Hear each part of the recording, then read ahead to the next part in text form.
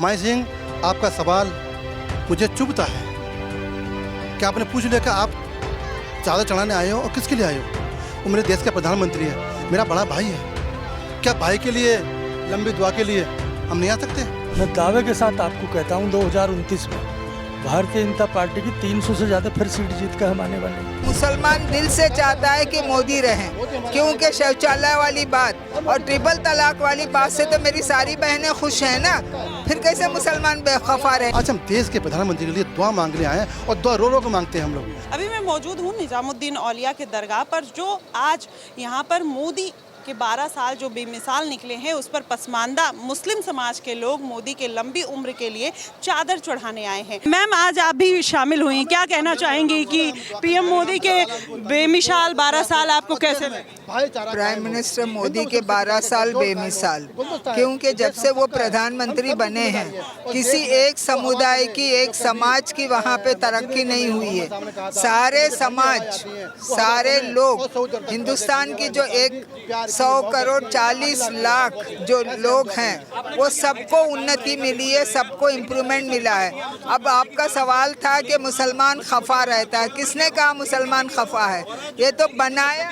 लेकिन सब कहते हैं मोदी ने मुसलमानों के लिए कुछ भी नहीं किया। ये कैसे आप कह सकते हैं? मैं एक मुसलमान आपके सामने खड़ी हूँ, जब से मोदी आए हैं मैं अब तक मेरे 4 पोर्टफोलियो ख़त्म करके 5वीं जगह पे खड़ी हूँ। हर मुसलमान को हर इज्जत मिलती है और मुसलमान दिल से चाहता है कि मोदी रहें, क्योंकि शौचालय वाली बात और ट्रिपल तलाक वाली बात से तो मेरी सारी बहनें खुश हैं ना, फिर कैसे मुसलमान बेखफा रहेगा? तो यही कहते हैं कांग्रेस पार्टी जो है वो मुस्लिमों के साथ कहीं ना कहीं लेकर चलती है, लेकिन मोदी ने आज तक 60 साल थी कांग्रेस पार्टी, क्या किया मुसलमानों के लिए? आप उस चीज को गिनाइए। सर, क्या कहना चाहेंगे? ये जो दुआ आज पढ़ने आए हैं पीएम मोदी के लिए 12 साल बेमिसाल, कैसे, मतलब ये क्यों लग रहा है कि उन्होंने बेहतर किया? माही जी, बिस्मिल्लाहिर्रहमानिर्रहीम, अस्सलाम मोहम्मद रसूलुल्लाह। आज हम मोदी जी के लिए दुआ मांगने आए हैं बाबा के दरबार में। यहाँ सबकी दुआ कबूल होती है और अल्लाह ताला से दुआ करेंगे कि उनको दीर्घायु हो और ऐसे ही हमें एक जो हिंदू मुस्लिम का भाईचारा है वो बना रहे और हमारी जो योजना मिले हमारे समाज को ऐसे ही मिलते रहे, हमारी शिक्षा दे, रोजगार दे और हमें आगे लेकर आएँ, हम देश की सेवा में अपनी भूमिका निभाएँ।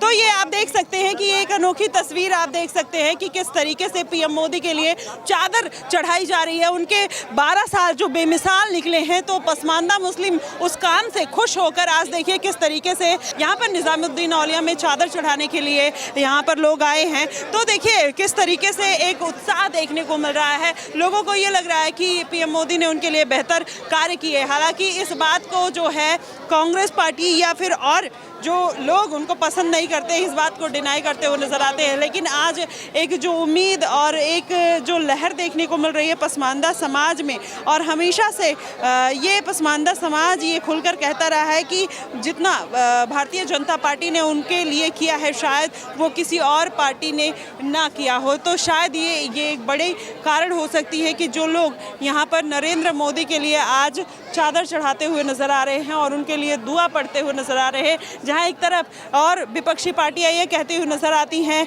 कि जो ये पार्टी है भेदभाव की राजनीति करती है और हिंदू मुस्लिम करती है। आज उसकी एक मिसाल कहीं ना कहीं आज पेश करते हुए लोग नज़र आ रहे हैं और ये दिखाने की कोशिश कर रहे हैं कि पीएम नरेंद्र मोदी जो कहते हैं कि सबका साथ सबका विकास, आज कहीं ना कहीं उसकी एक बड़ी तस्वीर आपके सामने है। और आप देख सकते हैं कि आज यहाँ पर लोग चादर चढ़ा रहे हैं उनकी लंबी उम्र के लिए, उनके कार्यकाल के लिए जो उन्होंने इतने वर्षों से काम किए हैं उसको लेकर लोग कहीं ना कहीं उत्साहित भी नज़र आ रहे हैं। ऐसे में कुछ लोगों से जानने का प्रयास करेंगे कि वो क्या कुछ कहते हैं कि यहाँ पर कितने लोग हैं जो उनके काम से खुश हैं और वो क्या कुछ कहते हैं, जानते हैं, चलिए उन्हीं की जुबानी। सर, मुस्लिम समुदाय आज पीएम मोदी के लिए चादर चढ़ाने आया, उनके लिए दुआएं मांगने आया, क्या कारण है इसके पीछे?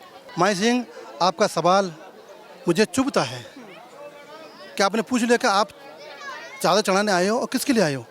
वो मेरे देश का प्रधानमंत्री है, मेरा बड़ा भाई है।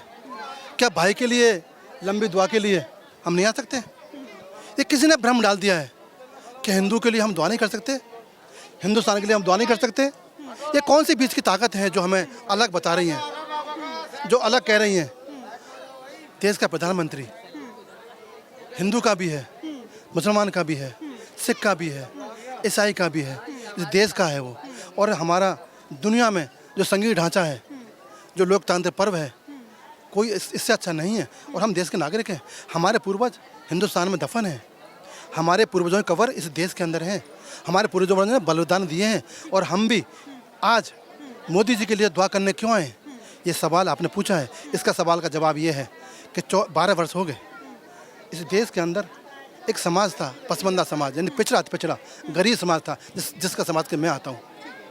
मैं अब्बासी समाज से आता हूँ, गुमनाम की ज़िंदगी जीता था। आज हमारे को जनधन खाते खोले गए, उज्ज्वला गैस योजना मिली है, किसान सम्मान निधि मिली है, शौचालय मिले हैं, आयुष्मान कार्ड मिली है। गरीबों के पास में इलाज करने के पैसे नहीं होते थे। ये केवल पसमानदा को ही मिला है और समुदाय के लोगों को भी मिला है? क्योंकि और भी लोग तो हैं जो मुस्लिम समुदाय में जो बिल्कुल पसंद नहीं करते। वो कहते हैं उनकी पार्टी जो है कांग्रेस पार्टी है, बीजेपी तो कुछ करती नहीं है, सबको बांट रही है आपस में। शायद फिर इसका मतलब अपने गांव में किसी में गए नहीं गए आज तक। किसी गांव में जाकर देखना तो प्रधानमंत्री आवास के नाम से एहसान का भी नाम होगा, आवास मिलेगा, मुनव्वरी बेगम का भी होगा, इरफान का भी होगा, तो अशोक का भी होगा, वहाँ एक मीना देवी का भी होगा। तो फ़र्क समझा नहीं। शौचालय मिले हैं तो मंजूर को मिले हैं, राम को भी मिले हैं, श्याम को मिले हैं, जनधन खाते के लोग गए हैं तो अली को मिले हैं, अब्दुल को मिले हैं, रहीम को मिले हैं, सिंह को मिले हैं, सबको मिले हैं। वो तो वहाँ तक कहीं दिखता नहीं है आपको अलग। वहाँ तो सबकी निगाहें इस देश के प्रधानमंत्री की एक जगह है। आप कह रहे हो कि भेदभाव नहीं, वो कुछ लोग कह रहे हैं जिनकी सत्ता चली गई है, जो सत्ता से बेघर हो गए हैं, जो सत्ता से पैदल हो गए हैं। आज हम देश के प्रधानमंत्री के लिए दुआ मांग ले आए हैं और दुआ रो रो के मांगते हैं हम लोग। मुसलमान के पास एक ऐसा इल्म है जो दुआ मांगता है, और दुआ इस बाबा के दरबार में किसी की झोली खाली जाती नहीं है। यहाँ बड़े बड़े उलमाए आते हैं, बड़े बड़े लोग आते हैं, बड़े बड़े नेता आते हैं और इस दरबार में अल्लाह से दुआ मांगते हैं और दुआ कबूल होती है। आज हम दुआ मांगने आए हैं कि हमारे देश का प्रधानमंत्री, जिसने सबका साथ सबका विकास के माध्यम से हम गरीबों को, हमारे समाज को, चाहे पढ़ाई का स्तर हो, चाहे रोजगार का स्तर हो, एमएसएमई के माध्यम से बिना गारंटी के लोन मिल जाता है। आज कार्ड दिखाओ तो काम कर सकता है। आप कह रहे हैं लंबी उम्र के लिए दुआ मांगने आए, लोग कह रहे हैं कि रिटायरमेंट इस्तीफा दे दें, तो मतलब उनके काम से आप बहुत खुश नज़र आ रहे हैं। वो कहते हैं कि इस्तीफा दे दें क्योंकि देश को बर्बाद कर रहे हैं, कॉम्प्रोमाइज़ हो गए हैं, देश का बुरा हाल हो गया है, शिक्षा, महंगाई, बेरोजगारी, जितनी चीज़ें हैं सब देखने को मिल रहे हैं इनके राज में। मेरा एक पवित्र कुरान है, 6 मेरी किताबें हैं और 16,000 कुछ हदीसें हैं। क्लियर है संदेश मेरे अल्लाह का कि आप सबके लिए दुआ मांगो, सबके लिए दुआ मांगो, जन जन के लिए दुआ मांगो। और जिस देश में रहते हो, जिस मुल्क में रहते हो, उस मुल्क से मोहब्बत करो, उस मुल्क के कानून को मानो, उस मुल्क के भाईचारे को बढ़ाओ। पड़ोसी कोई भी हो, अगर पड़ोसी भूखा है, अगर आपने खाना खा लिया है तो खाना नाजायज़ है। अगर आपका पड़ोसी का बच्चा बीमार है, अपने हाल चाल नहीं पूछा, आप गुनहगार हो। अगर पड़ोसी का बच्चा, पड़ोसी यतीम है, आपका बच्चा आपके साथ में खड़ा हुआ है और पड़ोसी के बच्चे खड़े हुए हैं, तो उसको प्यार ना दिखाओ, दौलान ना करो, क्योंकि उसको फिर अपने अब्बू की याद आएगी, अपनी अम्मी की याद आएगी। ये हदीसें कहती हैं, ये हम कहते हैं। और जो मुसलमान नहीं है वो कुछ भी कर सकता है। और जो मुसलमान इन सब चीज़ों को नहीं मानता वो क्या है? नहीं, इसको मानने वाला मुसलमान है, जो ना माने वो कौन है वो तो अल्लाह जाने, मैं नहीं कह सकता।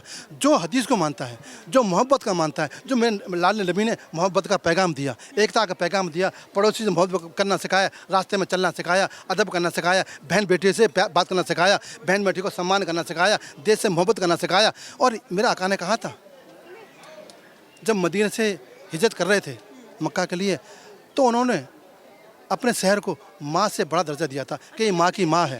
हम पीएम मोदी पे रहते हैं, क्या आपको लगता है कि उन्होंने इस देश को आगे बढ़ाने के लिए, मुस्लिमों को आगे बढ़ाने के लिए बहुत कुछ किया है? जैसे आरोप लगते हैं कि वो कॉम्प्रोमाइज़ है, उन्होंने देश बर्बाद कर दिया है।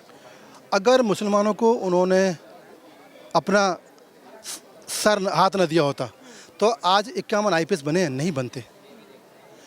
70 वर्षों में 1, 2, 4, 5 बनते थे, आज IPS 50, 55, 60 बनते हैं। आंखों से आंसू आते हैं कि मेरे समाज ने ठेली पे काम किया है, उसके पास रोजगार नहीं था, खाने को पैसे नहीं थे, माँ बच्चे को नहीं पढ़ा सकती थी, गर्भवती महिलाएं सोचती थी हम कैसे इलाज कराएं। वो 70 वर्ष, मैं 55 साल की उम्र हो गई है, मैंने देखा है, मैं गांव का रहने वाला हूँ, मैंने देखी गरीब हालत, झुग्गी झोंपड़ी में कहकर अब बहनें हमारे काम करती थी, जब बच्चा होता था ढूंढती थी हम कहाँ जाएं, हम कहाँ जाएं। तो आज बदल गया है और मुसलमान बदल गया है। और जो मुसलमान किसके एहसान लेता है तो बदला चुकाता है। मुसलमान एहसान फरामोश नहीं है, एहसान मंद है। इस देश का एहसान मंद है और मोदी जी का एहसान मंद है। ये देखिए, इस देश का मुसलमान मोदी जी का एहसानमंद है। ऐसी बातें सर कह रहे हैं, लेकिन क्या वाकई में ऐसा है? और भी लोगों से जानते हैं, प्रयास करते हैं कि ये जो मोदी के 12 साल रहे वो वाकई में बेमिसाल रहे, और जो लोग उनके लिए इस्तीफा मांगते हैं वो क्यों मांगते हैं, या फिर सबका साथ सबका विकास जो है वो धरातल पर देखने को मिला है। चलिए देखेंगे और लोगों से जानते हैं। तो मोदी के 12 साल बेमिसाल, इसके लिए हमारे साथ इरफान अहमद सर जुड़े हैं। इनसे जानते हैं कि आज ये चादर चढ़ाने क्यों आए थे और इनको क्या अच्छा लगता है पीएम नरेंद्र मोदी में जो आज उनके लिए मन्नत मांगने आए। सर, क्या कहना चाहेंगे कि आज पीएम नरेंद्र मोदी के लिए आप लोग चादर चढ़ाने आए? नहीं, सबसे पहले तो आप इतनी गर्मी में आप इस सब को कवर करने के लिए जो है माशाल्लाह दरगाह शरीफ पर आई हैं, तो उसके लिए आपका बहुत बहुत धन्यवाद और शुक्रिया।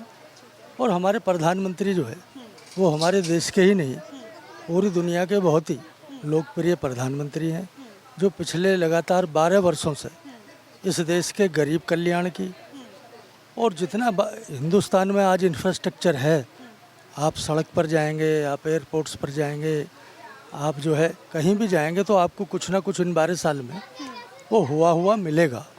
और मैं आपको ये भी ध्यान दिलाना चाहता हूँ, 2014 से पहले काला हांडी एक जगह थी उड़ीसा में, वहाँ पर भूख से कितने बच्चे मरते थे और कैसी कैसी फ़ोटोज़ आती थी कि जिनको देखने से जो है हमें जो है खुद शर्म महसूस होती थी। लेकिन आज ये ईश्वर का, भगवान का, अल्लाह का करम है कि अब कोई भी आदमी हिंदुस्तान में 145 करोड़ नागरिकों में कोई भूख से नहीं मरता है। उसके पीछे जो सबसे बड़ा जो है लॉजिक है कि हम 80 करोड़ जनता को जो प्रधानमंत्री की योजना है उसमें उनको राशन देते हैं।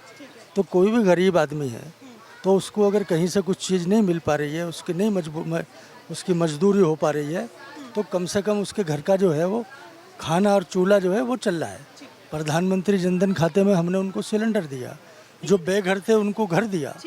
लेकिन आप ही का समुदाय, कुछ ऐसे लोग हैं जो इस बात से खुश नहीं रहते हैं। वो कहते हैं कि उनके साथ भेदभाव होता है, जो ये सरकार है वो एंटी मुस्लिम है और कभी भी मुसलमानों का हित नहीं चाहती। आप इस पे क्या सोचते हैं? क्योंकि आप आज इतना खूबी बता रहे हैं और इतनी सारी चीज़ें बता रहे हैं, लेकिन जो वो लोग हैं उनकी सोच कैसे बदलेगी और वो ऐसा क्यों सोचते हैं? नहीं, सबसे पहले तो जो हमारे वज़ीर आज़म नरेंद्र मोदी जी हैं, 2014 में जब हमारा सब मैनिफेस्टो आया था तो एक नारा भी आया था, सबका साथ सबका विकास। फिर 2019 आया तो उसमें सबका विश्वास जोड़ा, फिर 2024 आया तो सबका प्रयास जोड़ा। तो इन चारों चीज़ों को अगर आप जोड़ लेंगे तो इसका मतलब ही ये होता है कि वो 145 करोड़ नागरिकों के काम के लिए अडिग है। और वो उन्होंने बहुत ही स्पष्ट अपने मेंबर ऑफ पार्लियामेंट हों, मंत्री हों, उन सबको भी ये उन्होंने जो है पार्लियामेंट में भी और कई रैलियों में भी ये आदेश दिया, कोई हमें वोट दे या ना दे, मैं सबका प्रधानमंत्री हूँ। तुम सबके मेंबर ऑफ पार्लियामेंट हो, तुम सबके एमएलए हो जहाँ से जीत के आए हो, और 100% किसी को वोट मिलती नहीं है। तो आप जीतने के बाद में जब आपको सर्टिफिकेट मिलता है तो आप अगर प्रधानमंत्री बने हो तो देश के प्रधानमंत्री हैं। अगर कोई अगर मुख्यमंत्री बना है तो उस प्रदेश का मुख्यमंत्री है। कोई अगर कहीं किसी लोकसभा की सीट से जीत के आया है तो उस लोकसभा का मेंबर ऑफ पार्लियामेंट है। कोई अगर किसी सीट से जीत के आया एमएलए की तो सबका एमएलए है। तो हमारा तो काम ये है भारतीय जनता पार्टी का कि वो सबके साथ जो है लेके चलती है और सबके काम के लिए पूरी तरीके से अडिग है। वो कौन से लोग हैं जो ये कहते हैं कि राशन देने से कुछ नहीं हो जाता, महंगाई है देश में, और राहुल गांधी भी बार बार कहते हैं सबका साथ सबका विकास नहीं हो रहा है, पीएम इज ए कॉम्प्रोमाइज, देश नहीं चला पा रहे हैं, उनको अपने पद से इस्तीफा दे देना चाहिए जल्द से जल्द। और उन्होंने ये दावा भी किया है कि 1 साल के भीतर इनकी सरकार गिर जाएगी। क्या कहेंगे? नहीं, उनका दावा तो जो है 2014 के बाद से लगातार जो है फेल होते रहे। 2019 में बोला था कि अब तो सरकार ही नहीं आएगी, तो 303 आए। फिर उन्होंने बोला था 2024 में कि ये तो जीत ही नहीं सकता, तो 2040 240 आए। अभी उन्होंने जो है जहाँ भी जाते हैं, अगर कोई कांग्रेस की और अपोजिशन की कोई लुटिया डुबाने का अगर कोई काम करता है तो उसका नाम राहुल गांधी है। तो वो अभी जो है वो अपने को भविष्यवक्ता भी उन्होंने घोषित कर दिया है कि ये तो सरकार गिर जाएगी। भाई कैसे गिर जाएगी? मैं दावे के साथ आपको कहता हूँ 2029 में भारतीय जनता पार्टी की 300 से ज़्यादा फिर सीट जीत कर हम आने वाले हैं। पीएम नरेंद्र मोदी फिर से प्रधानमंत्री बने? 100% बनेंगे। प्रधानमंत्री नरेंद्र मोदी जी ही बनेंगे।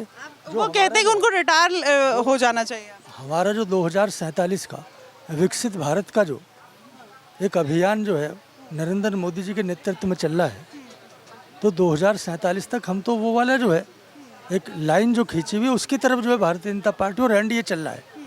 अभी पिछले दिन उन्होंने बोला था एनडीए टूट जाएगा। जब 2024 में सरकार आई तो जी चंद्रबाबू नायडू छोड़ देंगे, नीतीश कुमार छोड़ देंगे। उल्टा क्या होता है कि जहाँ जहाँ भी वो ऐसी बात करते हैं खुद उनकी पार्टी ख़त्म हो जाती है, उनकी पार्टी जीतना बंद कर देती है।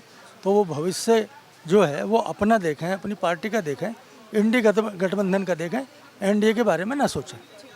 तो देखिए एनडीए के बारे में ना सोचें। राहुल गांधी जो दावा करते आए हैं कि 1 साल में उनकी सरकार गिर जाएगी और तमाम ऐसे अब मुस्लिम समुदाय सबका साथ सबका विकास हो रहा है, वो ये बात भी मान रहे हैं और वो ये कह रहे हैं कि पीएम नरेंद्र मोदी ने जो काम किया है वो शायद किसी और ने किया है, क्योंकि तमाम ऐसी उपलब्धियाँ हैं जो ये मानते हैं कि उन्होंने किए हैं। फिलहाल आप क्या सोचते हैं कि राहुल गांधी सही हैं या फिर जो एक मुस्लिम समुदाय जो पीएम मोदी को सपोर्ट कर रहा है उनके लिए चादर चढ़ाने आए वो सही है? आप क्या कुछ कहना चाहेंगे? आप हमें ज़रूर बताएगा। फिलहाल के लिए बस इतना ही। देश और दुनिया की तमाम खबरों के लिए हमारे साथ बने रहिएगा द न्यूज़पेपर पे। धन्यवाद।